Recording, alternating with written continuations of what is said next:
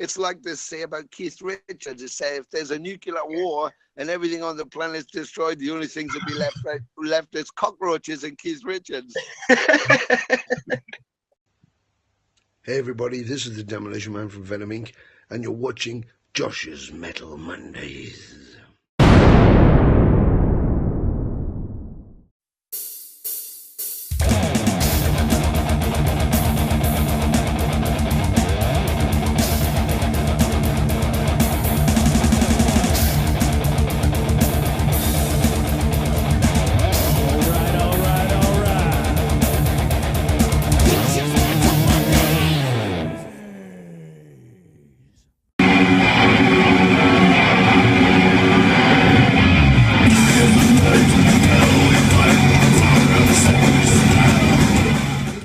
You know, at the Bataclan in Paris, Hmm. you know, Yeah. those people shot at that, you know, the gig, but it wasn't the people going to the show. You know, the people were going to a heavy metal show, and all those conservative people would look at them and go, "Oh, there's a bad crowd," but they went in to have fun and would come out smiling, and yet somebody else went in and did something heinous to them. They weren't going to shoot themselves in there. No. You know, not only was the band and the whole industry of musicians shocked and disgusted and disturbed at what happened to Dime, but the fans were, all of them, from even bands who didn't like Pantera thought it was the most craziest thing ever in the world. Oh yeah. That someone would do something like that at a show, you know, to anybody, and that shows us a great sense of community, and that we're all connected by our music and by our art, which covers our tattoos and our media and, you know, what we like, what we're interested in. The fact that you've got Ed Gein tattooed on, the fact that, you know, someone's favorite movie is The Exorcist, or someone likes gore movies, we were talking about that, or any of that. It's we're interested in human nature, you know, Yeah. from satanic to the religious. We're interested in humans, who we are and how we respond to things, and that's what makes us look at ourselves. Whereas you look at the politicians, particularly, who are the leaders of our free world, and they hide who they are. They hide it. You don't know that this Every day. yes. They sit in Congress, they sit in the Senate, deciding what's going to happen with your taxes, or your healthcare, or your fucking money, and then they go home. He takes his suit off, and underneath he's got his suspenders and his whip, and you know, and he's a perverse motherfucker, you know, and yet he'll be in Congress denouncing you because you have a tattoo, or because you listen to a particular type of music, or because you want to smoke a joint. It's Yeah. bullshit. It's bullshit.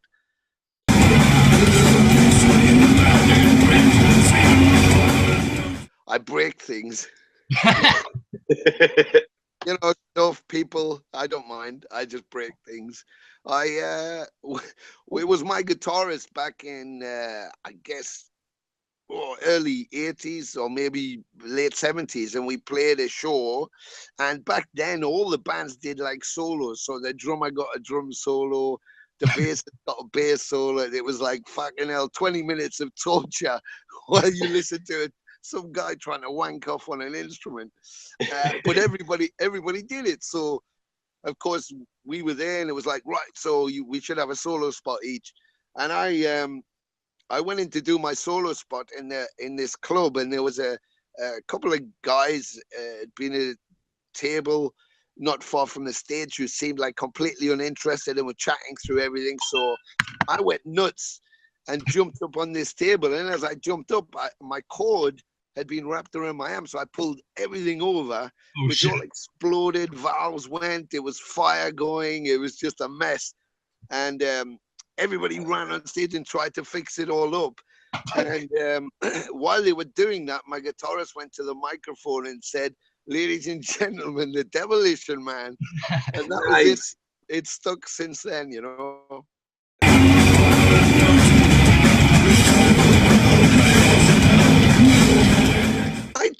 I think that from Australia through Asia, through the North and South America, through Europe, I think fundamentally they're the same.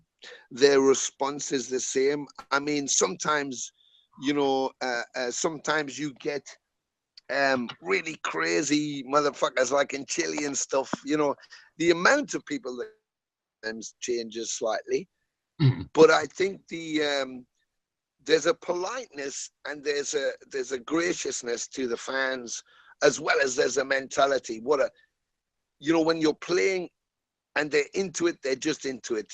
And the American crowds, what I like about the American crowds is they don't get phased at just talking to you. They want to talk to you and tell you their story, and they want to hang with you. And there's such a wonderful feeling from, America is an incredible country. I mean, I used to live in Windsor, opposite Detroit, and I have full family up there, so I'm quite used to it. But, from New York through to Los Angeles and everywhere in between, from the north to the south, they're just a really wonderful, kind type of people who embrace you, and they want to show you the best of their country, and they want to tell you the best things about America. And the fact that you've came, in Europe, they see bands every day. In America, to have European bands coming over there, it's almost like they're really proud that you've decided to come, and you've decided to come to St. Louis, or wherever it is, Seattle or something, and they want to show you everything, and they want to tell you about Denver. Have you been to here? Have you been to there? You should go here. You should go there. They all got a bar or the best food place, or the best pizza if you want pizza, and and the amount of people. If I could tour in America for 2 years. I don't have to play the shows. It's just there's so many invites to be at people's houses and have their mom's food or a barbecue or come and watch the game. And that is what I love about America, is people really embrace you and are really glad that you wanted to come and that you're having a good time. And they want to show you the best of America and the best they can from where they live. Everybody's, people in Philadelphia are so proud to be Philadelphians, and people in Austin are so proud that they're Texans, and it's all everywhere in America. They're proud that they're American first, but they're proud of who they are from where they are, even if it sucks. Even if you go to Pittsburgh and they're not working and it's blah blah blah, but they'll still go. I'll take you for the best fucking sandwich you'll ever have in America. And you go to this family restaurant where everybody's like, "Hey, how you doing? What do you want? And where you from? And how you liking it?" There's a pride there in the people themselves, and there's a real warmth, and sometimes in Europe you don't get so much that, because it's like, yeah, whatever, come in, play, great, go away, whatever, I'll see you next time, But in America, you always get the feeling that you're being welcomed and that they want you to come back the next day, Fucking right. It's brilliant. It's brilliant, yeah.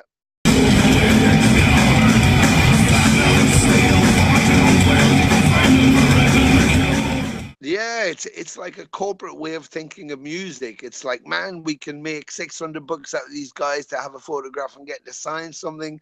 We can make another, 120, $200 off a ticket. We can sell the shirts for 40, $50. We can get them to sign up for shit. And it's like, we'll go away being rich. It's like, okay, that's cool as well. But can we just go and just play some fucking music to some people who want to hear it, and then drink some beer and go home? Yeah, man, fuck. there's also that. We got offered to play a place in Mexico called Tampico. It's on the Gulf Coast, and most people play Monterrey, Mexico City. And the guy contacted me, and I spoke to him for years before, and he says, any way you guys would come and play? And I said, absolutely. So we worked the logistics out of how we could get there. So we flew in and we played. Now people were going, where the fuck is Tampico? I got it tattooed on my skin. And we played this bar, and it was fucking rammed. But what was great about it was even the people there were going, nobody comes to Tampico. They all go to Monterrey, they all go to Mexico City or somewhere else, but nobody comes to Tampico. And we had people fly in from Mexico City and drive down from Monterrey. And oh, no shit. It was the only show we did in Mexico. And they were going, this is crazy. Like, you came to Tampico. Why? And I said, why not? I said, Why not? there's a guy who wrote to me, and he'd every time we played, he said, will you ever come to Mexico? Ever come to Mexico? Ever come to Mexico? And I said, yeah, we apply. And then I said, oh, we might have a shot to play Mexico City. And he said, it takes me 11 hours to get there on a bus and 11 hours to get home. So please make it a weekend because I work. He says, could you make it a weekend show? Because I work, and otherwise I won't be able to get there. And I said, yeah, of course. And 2 years later, we were playing Tampico.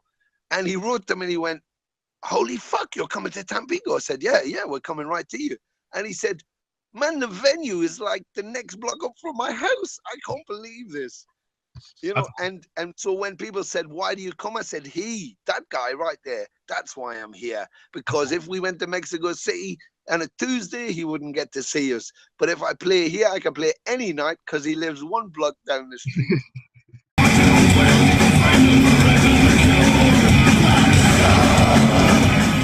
Well, yes, everything's happening now, and right now we're working on the new album. So we're well into production on it, and in another, I think Abaddon is in doing drums this week coming, and then 2 weeks time I go back to Portugal to work on the rest of the bass vocal with Mantis, and we've got some festival shows which start March.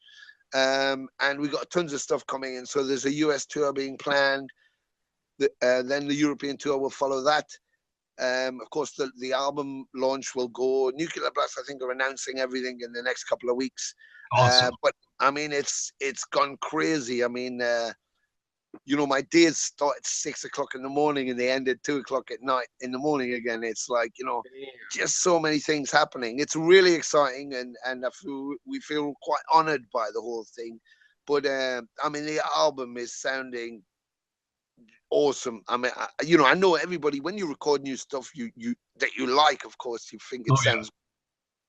But there was kind of pressure on us for this album, because we hadn't done one together in 20 odd years, and people had seen the live shows and they want something real, something 100% Venom, something 100% like our live show, the intensity.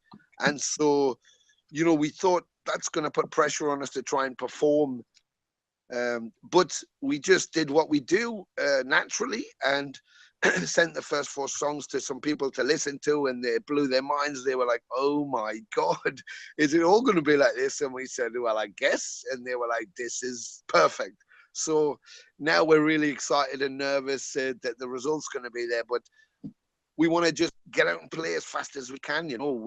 We find it difficult to sit down and not be playing. So, the tours will start, like I say, March. I think around about summer, we'll come back to the US, and then straight back into Europe for a big tour. We've got a couple of big names that things could be happening with, and then South America, I'd like to end the year on, just so we get a bit of summer. So that's a kind of rough plan that they're all working on now, But we've got John Cezula, we got Dan Rosenberg of Circle Talent, who's doing our US shows. We have Jerome Hortier at Hexagon, who's doing all the European stuff, who's amazing.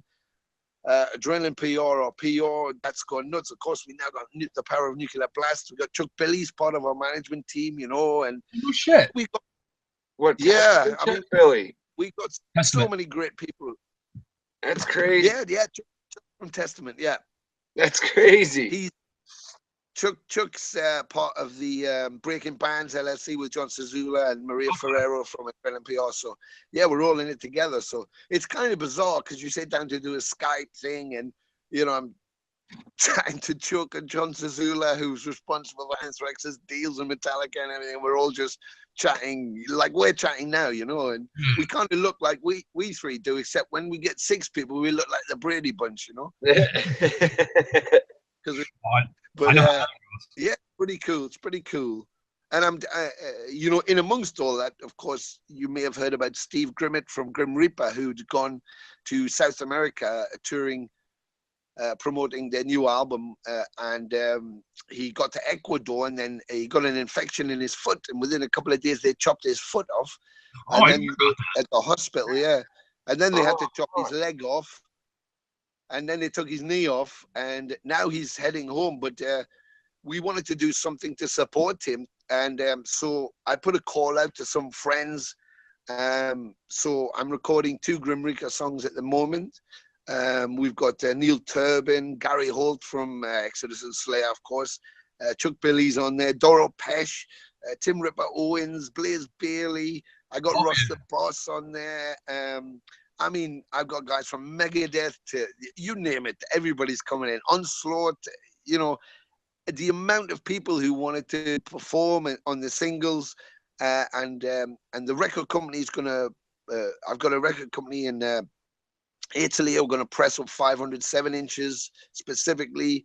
You know, everybody's just donating to help a brother, and you know, we talked about community and all of that. Yeah. Even Steve Grimmett, we did a stream from his hospital bed with his wife, who flew over to Ecuador to be with him. And he, you know, he was crying, going, I didn't realize people thought that much of me and respected me so much, all these people. I said, because you're one of us. We're one big family. You know, we're fucking A, man. We're separated by our language or by our proximity, but we're brought together by our music and our oneness in that way. And this is how a community works. You know, one of us falls down, you never leave a man behind. We everybody pitches in. And so it's been really good. Been really, really good. We just saw that down here. I don't know if you know the band I Hate God, but the singer Mike Nine, he actually had to get a liver transplant. They just had a benefit concert. Yeah. It was 20 grand from over the weekend. He had a GoFundMe page. That's almost 100 grand just for medical expenses. Yeah, those things really, really show us in the best light, you know. Because it's us giving directly to one of us, not to a charity fund for you know people in Africa who maybe need water and stuff, where you think governments can be doing something to help in a real way, but they want you to give $5 a month or something. But this is somebody we can jump in and directly help, and that's what. You know, Steve's page we put up a page and said maybe a couple of $1,000 to get them home and for some recuperation. And within a few days, we were at 10 grand, and it was just climbing. And, you know, that's people just giving what they can, a little bit here and a little bit there. But it showed the strength of everybody together and people all donating for that, you know. And I think that's what's, you know, it's like Josh, you were saying about, you know, that gentility we have about, you know, someone falls down and we help them up, you know. The old lady with the bag, and the guy who's got the tattoos with his skinhead and the Doc Martens, the first one who runs across and helps her up and makes sure she's got a purse and everything's cool. You know, that's who we are. We're the people who open the doors for other people and say you're welcome.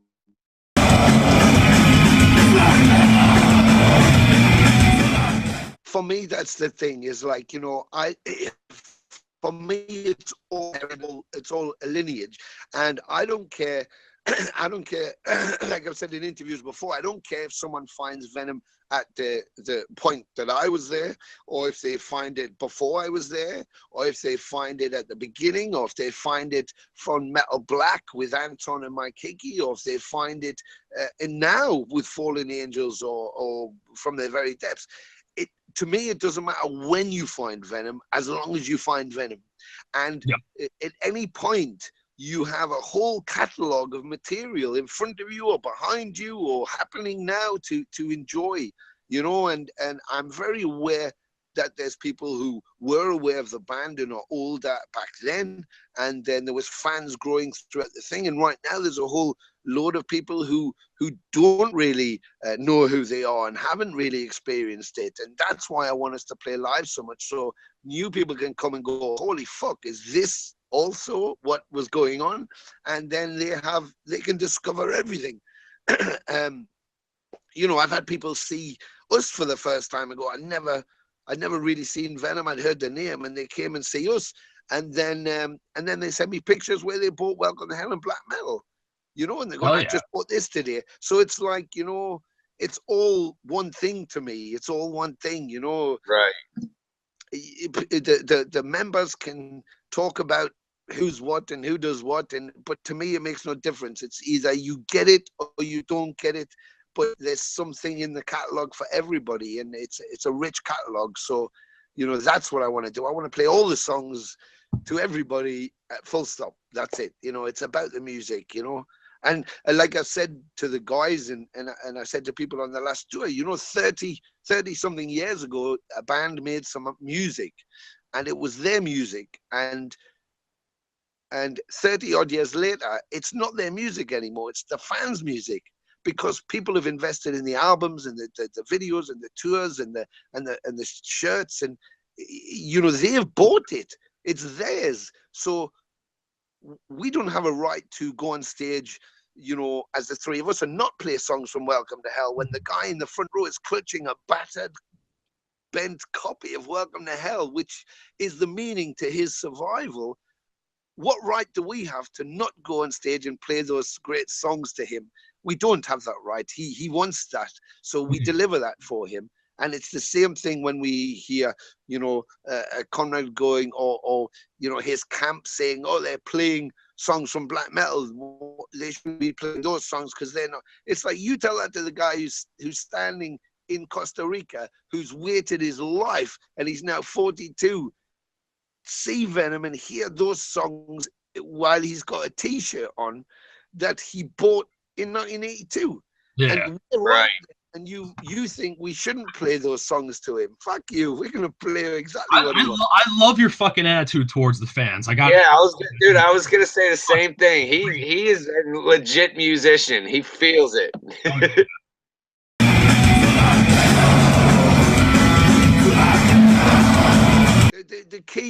The key is that you know, metal and those bands and that music is as important to me as a fan. And so when I think of a fan, I think of me. How would I be? What would I want? How would it be if I met a hero, if I asked for an autograph or a photograph or went to a concert? What would I ultimately would be? Holy fuck, this is the best thing. And that's always in my mind when I meet fans, when I see fans, when they ask for things. It's like, absolutely. You know, for a guy who's got 20 albums, when you haven't slept and you haven't eaten and you've just played a show and you just want to get washed and you've got a long journey ahead of you and you can hardly keep your eyes open, and he's got 20 albums and said, is there any chance you can come and stand in the freezing cold and sign all these albums and take a photograph? The first thing I say is absolutely, because this for me is another moment. Of which there'll be many, and there has been many. But for him, this could be the only moment of his life that he's snatching